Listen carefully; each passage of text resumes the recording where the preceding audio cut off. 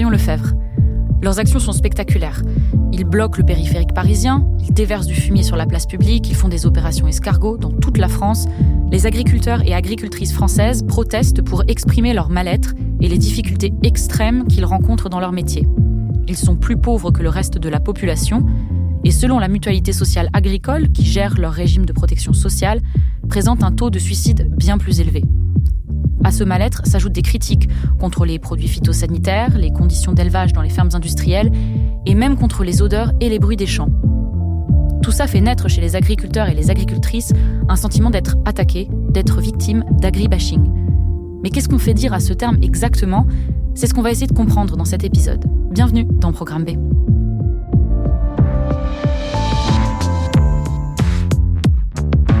L'agribashing, c'est un terme qu'on entend même dans la bouche du ministre de l'Agriculture, et pourtant, pas facile de le définir clairement. Pour mieux comprendre ce qu'il recouvre, je suis allée parler à François Purseigle, professeur des universités à l'Institut national polytechnique de Toulouse. Il est sociologue des mondes agricoles, et à ce titre, il s'intéresse depuis longtemps aux dynamiques sociales de ces espaces. Alors, qu'est-ce qui se cache derrière le terme agribashing ?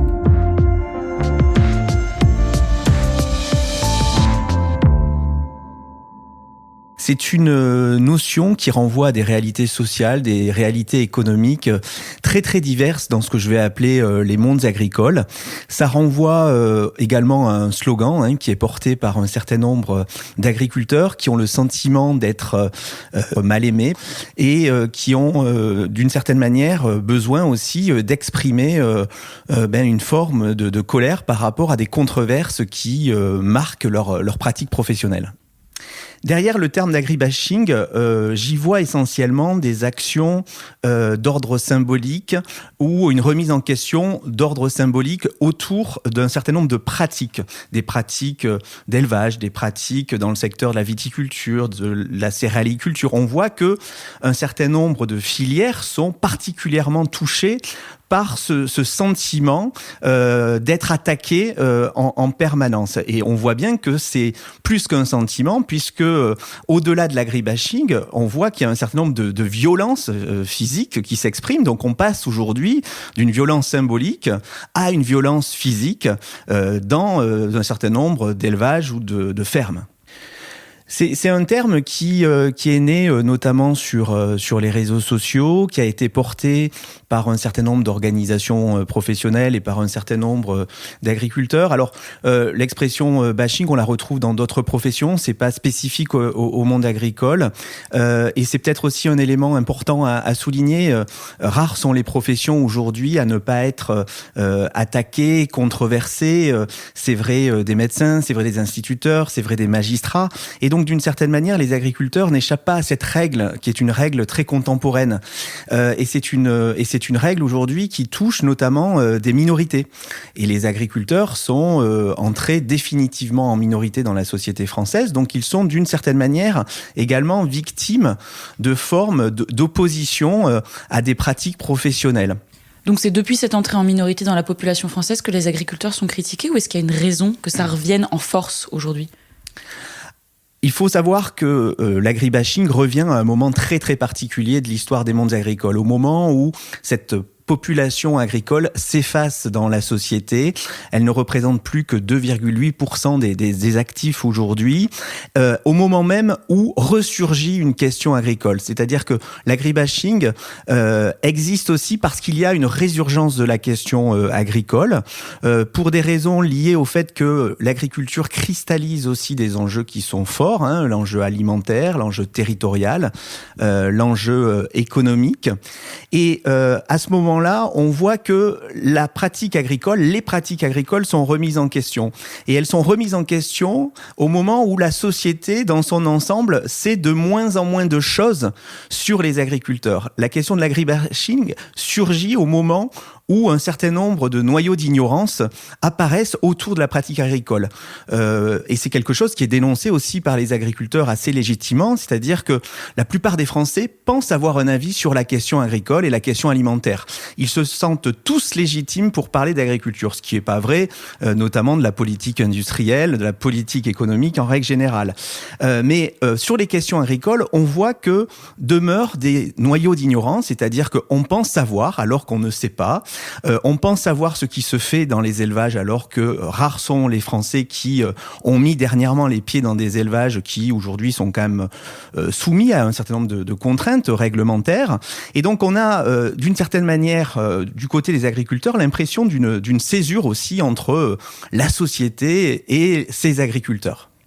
Est-ce que c'est un sentiment qui est quantifié ? Je sais bien que c'est difficile de quantifier un sentiment, mais est-ce que c'est vraiment un phénomène qu'on observe à l'échelle de la société française ? Est-ce que c'est systémique, l'agribashing aujourd'hui ? Il est très difficile de quantifier un sentiment, de quantifier justement des propos qui relèveraient de ce que je vais appeler l'agribashing.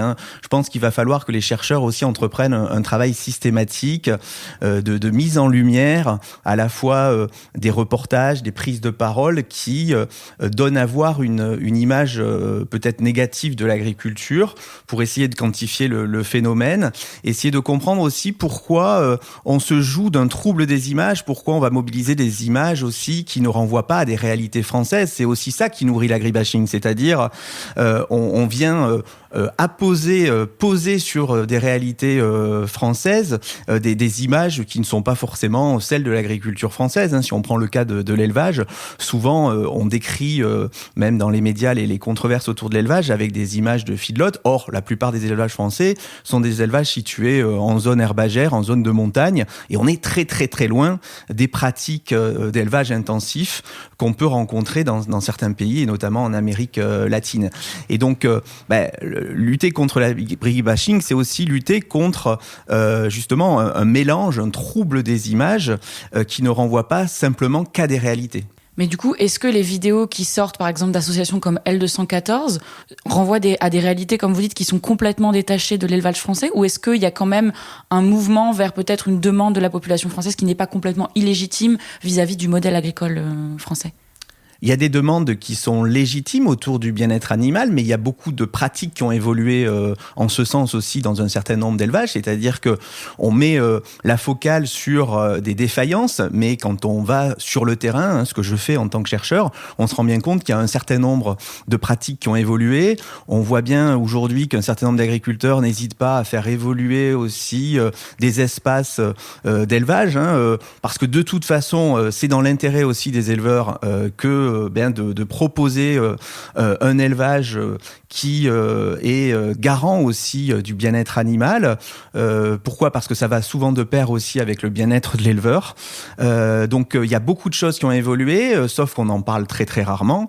Et je pense que il va falloir aussi accepter d'ouvrir les exploitations, comme le font certains éleveurs, pour justement expliquer un peu mieux des pratiques qui, je le répète, ont vraiment évolué aussi dans un certain nombre de régions et qui ne peuvent être illustrées simplement par des images chocs qui renvoient à des réalités qui sont aussi circonscrites à certains cas. La contestation du modèle agricole français vous paraît de plus en plus radicale ? Je pense qu'un certain nombre de questions se posent autour des pratiques agricoles, et ce qui est nouveau, c'est qu'on voit émerger des formes de violence non seulement symboliques mais également physiques à l'encontre d'agriculteurs. Ce qui est nouveau dans une France qui tient énormément à ses agriculteurs, qui vient le plus souvent de ces mondes agricoles, qui avait su nouer aussi un contrat social avec ses agriculteurs. C'est quelque chose qui interpelle à la fois les pouvoirs publics, la profession agricole, au moment même où on sait très bien que les agriculteurs sont attendus et qu'ils portent aussi des enjeux qui sont forts, auxquels les Français tiennent. Et donc, ce sentiment à la fois d'agribashing et ces violences physiques, qu'il ne faut pas résumer forcément à de l'agribashing, qui sont tout simplement répréhensibles, déstabilise énormément la place de ces agriculteurs dans la société. Que fait le gouvernement Face à ce sentiment, est-ce qu'il fait quelque chose ? On voit que les pouvoirs publics sont embarrassés par cette question, embarrassés par une question qui renvoie aujourd'hui à des violences physiques, à des intrusions dans des propriétés privées. On voit que ces actes répréhensibles aujourd'hui doivent faire l'objet d'une gestion nouvelle de la part de pouvoirs publics qui, jusqu'alors, en plus, avaient confié la gouvernance des communes aux agriculteurs. Et on voit que aujourd'hui, les agriculteurs sont une minorité dans ces espaces ruraux, que ces espaces ruraux sont fragilisés et sont sujets effectivement à ces conflits au sein de la population. Et donc, la réaction, elle se doit aujourd'hui d'être forte aussi parce que on a une population aujourd'hui en situation de minorité dans un espace où elle ne se sent plus légitime. Et on voit bien qu'aujourd'hui, les agriculteurs ont du mal à comprendre pourquoi les campagnes ne sont plus regardées comme elles étaient regardées jadis.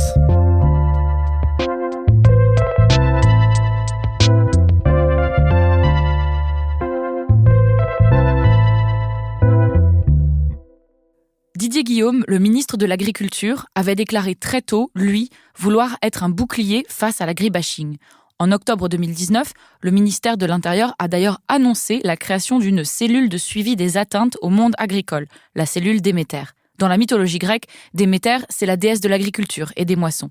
Dans ce cadre, 22 observatoires de l'agribashing ont été créés à ce jour dans les départements, selon le CCFD Terre Solidaire. À l'origine de la création de Déméter, il y a ces chiffres de la Gendarmerie nationale. Une augmentation d'un peu plus d'1% des atteintes à l'encontre des agriculteurs en 2019 par rapport à 2018, et notamment la recrudescence des destructions et des dégradations sur les exploitations. Les agressions physiques, elles, restent rares. Et si Déméter ne doit, sur le papier, que lutter contre la criminalité qui frappe nos campagnes dans le respect des libertés individuelles et de la liberté d'expression, Romain Espinosa, chercheur au CNRS en économie et spécialisé dans l'étude de la condition animale et de l'alimentation végétale, dénonce une voie périlleuse, contradictoire et contraire aux intérêts de la population dans les colonnes du journal Le Monde. Je suis allée lui demander pourquoi la création de cette cellule pouvait poser problème. Quand on reprend le communiqué de presse autour de Déméter, c'est pas seulement les actions violentes qui sont ciblées. C'est écrit qu'il s'agit d'actions de nature idéologique, qu'il s'agisse de simples actions symboliques de dénigrement du milieu agricole ou d'actions dures. Mais donc une simple action symbolique où vous ne blessez personne, vous faites simplement une critique du milieu agricole. Aujourd'hui, vous pouvez être fiché par Déméter. Alors, ça pose problème parce que les lanceurs d'alerte, aujourd'hui, c'est un outil clé dans l'évolution du débat sur le bien-être animal. Je pense qu'il y a une reconnaissance a posteriori de leur travail. L'année dernière, il y a eu plusieurs reportages dans les élevages, en partie sur le broyage des poussins mâles, en partie aussi sur la castration à vif. Et fin d'année 2019, justement, le gouvernement reconnaît que ces pratiques ne sont pas acceptables et décide à l'horizon de 2021 d'interdire ces pratiques. Donc, ils sont aujourd'hui un élément clé du débat pour améliorer la condition animale. Et donc, ce qui déplaît fortement à l'élevage intensif et qui cherche par tous les moyens aujourd'hui à, comme disait Florence Burgat dans une tribune dans Le Monde, à museler le débat. C'est intéressant, vous dites le milieu de l'élevage intensif, vous parlez de la FNSEA qui est le syndicat agricole majoritaire. Pourtant, cette cellule, elle est mise en place tout d'abord par le ministère de l'Intérieur, par la Gendarmerie nationale. Quels sont les autres acteurs qui sont engagés et pourquoi, selon vous, c'est un problème ? Alors, il faut voir que la convention de Déméter a été signée entre la FNSEA, le ministère de l'Intérieur. C'est pour ça que je parle, entre autres, de la FNSEA. Je pense que d'autres fédérations, de plus petites fédérations, n'ont pas forcément ce point de vue. Il y a eu, entre autres, une tribune dans Reporter de beaucoup d'acteurs clés du milieu de l'alimentation, mais plutôt sur du biologique, de l'extensif, etc., qui sont opposés à cette cellule. Vous avez aussi des petits éleveurs qui, en septembre, ont co-signé une tribune d'L214 contre l'élevage intensif. Donc vraiment, ce qu'il faut voir aujourd'hui, c'est que c'est certains intérêts économiques de la sphère agricole qui essaient vraiment d'empêcher les lanceurs d'alerte de lancer les alertes qu'ils font dans les élevages intensifs. Quand on regarde les vidéos d'L214, de DXE, de Red Pill, ce n'est pas dans les petits élevages, c'est pas dans les élevages avec 50 bovins que sont tournées ces vidéos. C'est dans ce qu'on appelle les fermes-usines avec des dizaines de milliers de volailles, des porcs qui sont aussi plusieurs milliers les uns sur les autres. Donc c'est pas une remise en cause aujourd'hui de l'élevage un peu traditionnel que les Français peuvent avoir en tête, la poule dans le jardin qui vit très bien. Non, c'est vraiment transformer les animaux en des outils de production surexploités et nier totalement leur sensibilité. Je rappelle quand même que l'article, plusieurs articles donc dans le Code civil et Code rural reconnaissent ces animaux comme des êtres sensibles. Donc à ce titre-là, ils ont aussi des besoins auxquels on ne répond pas aujourd'hui. Donc c'est vraiment montrer que ces élevages-là ne respectent pas les besoins biologiques primaires des animaux. C'est ça qui est en jeu. En ce moment, justement, les observatoires de l'agribashing dans les régions sont en train de se mettre en place. Qu'est-ce que ça va changer très concrètement pour ces lanceurs d'alerte ? Est-ce qu'il va y avoir, comme le dit encore une fois la tribune de reporters, un avant et un après Déméter ? Ce que ça va changer Déméter au quotidien pour les lanceurs d'alerte, ça va beaucoup dépendre des moyens mis en place pour cette cellule. Donc ça, je vous dis, on est aujourd'hui dans le flou, on ne sait pas trop comment le gouvernement va prendre ça au sérieux. On a des retours assez mixtes, c'est-à-dire qu'aujourd'hui, les lanceurs d'alerte nous disent que la justice et les policiers eux-mêmes sont conscients de l'enjeu sociétal, sont conscients des problèmes dans l'élevage intensif. Donc sur le terrain, ils ne rencontrent pas trop de problèmes. Donc aujourd'hui, il y a vraiment un risque pour demain en fonction de ce qui est mis dedans. Donc, il y a deux enjeux. Il y a l'enjeu Déméter, qui a déjà été, hélas, acté. Et il y a un deuxième enjeu qui est envers la ministre de la Justice. Donc, le FNSEA et les autres syndicats ont appelé la ministre de la Justice à justement créer un dispositif législatif supplémentaire. Donc c'est ça qui pourrait vraiment changer aujourd'hui. C'est pour ça que nous sommes 130 chercheurs à avoir lancé un appel à la ministre de la Justice pour résister à ça, qui va vraiment contre... D'ailleurs, il y a un mouvement européen de la Cour européenne des droits de l'homme et même de l'Union européenne à défendre les lanceurs d'alerte aujourd'hui. Donc, on s'inscrit vraiment à recul par rapport à ce mouvement de fond. Donc voilà, donc ça, c'est les deux outils qui peuvent demain vraiment changer la situation au niveau local. Ça peut être des individus qui sont fichés par le renseignement, ça peut être des actions qui sont dans des élevages qui sont anticipées, des gens qui peut-être, tout dépend de la législation, pourraient être arrêtés en amont, juste en ayant fait des actes préparatoires pour rentrer dans les élevages. Donc aujourd'hui, on est un peu dans le flou, mais vraiment, on tire la sonnette d'alarme parce qu'une fois que ça se sera acté, ce sera trop tard. Et pourquoi c'est important de justement tirer cette sonnette d'alarme ? Pourquoi c'est important de protéger les lanceurs d'alerte ? L'objectif de ces lanceurs d'alerte, c'est de refaire le lien entre ce que vivent ces animaux et ce que nous vivons nous. Donc c'est lutter, 1, contre l'ignorance, c'est lutter, 2, contre ce que beaucoup de chercheurs ont appelé la dissonance cognitive, c'est-à-dire quand nous, en tant que consommateurs, on essaie de pas trop penser à ce que vivent les animaux, on évite de regarder des reportages, etc., où on essaie de trouver des raisons pour lesquelles ce serait pas si mal que ça. Et la troisième, c'est aussi que ça permet en fait de relier avec ce qu'on appelle l'empathie émotionnelle, donc un lien très primaire d'empathie envers les animaux, c'est-à-dire quand vous regardez ces vidéos qui sont insupportables, vous avez quelque chose qui vous prend aux tripes et vous vous rendez compte que c'est mal. Alors qu'en fait, si vous êtes juste à lire des rapports vétérinaires sur ce qui se passe, en plus souvent avec un vocabulaire très flatteur, vous vous rendez pas compte. Donc en fait, c'est vraiment l'outil principal et je pense qu'il y a eu un avant-après dans la condition animale, le débat sur la condition animale en France avec ces vidéos. Pour autant, dans la tribune que vous avez publiée dans Le Monde, vous parlez aussi des lanceurs d'alerte qui commettent en effet des délits en violant par exemple un accord de confidentialité ou un droit de propriété. C'est normal, compréhensible que certains agriculteurs s'inquiètent et c'est eux aussi qui s'inquiètent de l'agribashing. Comment est-ce qu'on répond aux agriculteurs qui s'inquiètent de ces actions ? Concernant l'agribashing, je pense que c'est un terme qui a été créé en fait par ces grands intérêts financiers, donc ces grands groupes d'élevage intensif. Mais en fait, il y a beaucoup de réalités derrière l'élevage. Il y a l'élevage du petit paysan en fait, auquel les Français sont attachés. C'est pour ces éleveurs ou ces agriculteurs-là, ça se passe aujourd'hui très mal. Ils ont des revenus très faibles et il y a une vraie souffrance humaine derrière. Et vous avez à côté de ça, donc ces fermes-usines qui eux dégagent quand même beaucoup de profits. J'ai par exemple un chiffre à vous donner qui concerne la différence des revenus par actifs non salariés dans les exploitations. Donc typiquement pour les porcins, volailles et autres granivores, quand vous êtes dans des exploitations de taille moyenne, le revenu est donc il reste, une fois que vous avez retiré toutes les charges, ce qu'on appelle le RCAI, il vous reste 14 000 € pour les petites exploitations par individu par an, ce qui est très faible. Et quand vous passez aux très grandes exploitations, ils sont à 48 000 €. Donc ce que vous avez, donc ça c'est des chiffres du gouvernement français, d'accord, sur sur les revenus des éleveurs. Donc vous avez vraiment ces intérêts économiques qui sont très divergents aujourd'hui et qui sont représentés par une seule structure qui est très majoritaire, qui est la FNSEA, qui en fait confond les intérêts des uns et des autres. Et donc c'est très compliqué quand vous êtes un petit éleveur de comprendre qu'en fait l'agribashing, ce qui est appelé agribashing, c'est pas contre vous en fait, c'est contre les gros élevages. Et en fait vous avez des intérêts divergents. Et aujourd'hui, le hold-up qu'il y a eu dans le débat public pour les agriculteurs, c'est leur faire croire que les petites exploitations ont les mêmes intérêts que les grandes exploitations. Alors, comment recréer le lien entre la population française et le monde agricole ? Je pense que c'est avant tout la transparence. Et aujourd'hui, on va clairement dans le chemin inverse. Si vous voulez, quand vous dites « il y a un problème », quelqu'un montre qu'il y a un problème, la solution, c'est pas de dire « on verrouille tout et on va régler ça en interne » ou « on va même pénaliser ceux qui disent qu'il y a un problème ». Non. Ce qu'il faut faire, c'est ouvrir, c'est avoir un débat.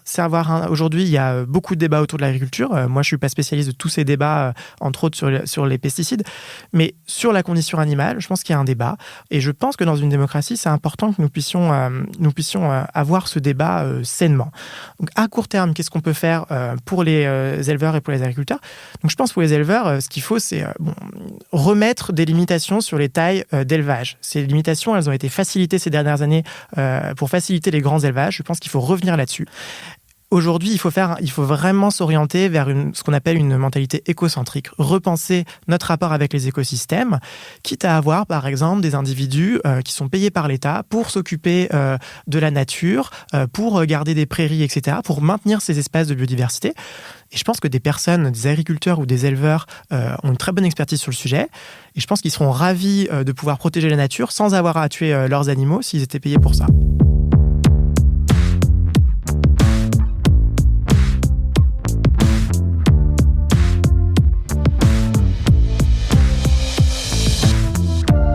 Déméter, aujourd'hui, vient d'être mise en place. Difficile donc d'en voir déjà les effets. Une enquête du journal Le Monde souligne pourtant déjà de potentielles dérives. La Ligue des droits de l'homme y dénonce un dispositif de surveillance et de copinage, fruit d'un délire sécuritaire et un outil d'incitation à dénoncer ses ennemis, les lanceurs d'alerte, ceux qui dérangent.